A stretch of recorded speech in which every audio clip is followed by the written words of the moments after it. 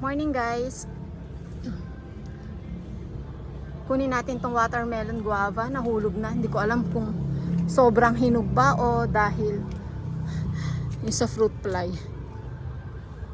Grabe talaga tong mga fruit fly na to. Ayan o. Ayan. Ito maganda-ganda pa. Kaso ito, ayan. Silang dalawa. Itong isa nahulog na, kung ang lambot na. Mukhang wala nang pag-asa.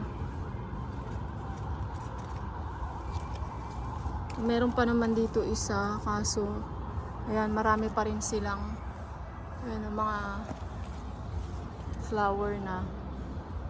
Ayan. Ito dito meron din. Aabangan na naman natin kung kailan sila lalaki na.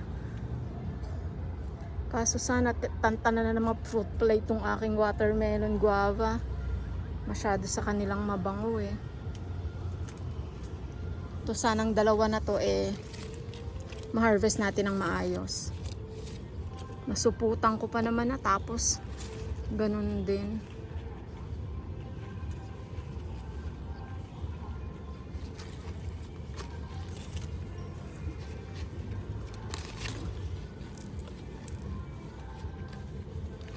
Itong isa kunin na din natin kasi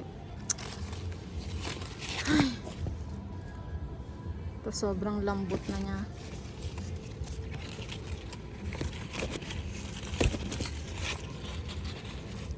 Tatanim ko lang ulit to. Ayan o.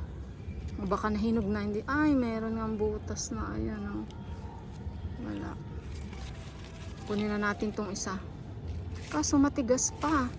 Hayaan lang natin. Baka siya walang fruit fly. O, mukhang maganda. Sige, yun lang. Ito na lang muna. Wala eh. Naitlogan na talaga. Ayan o. Yun lang guys. Thank you for watching.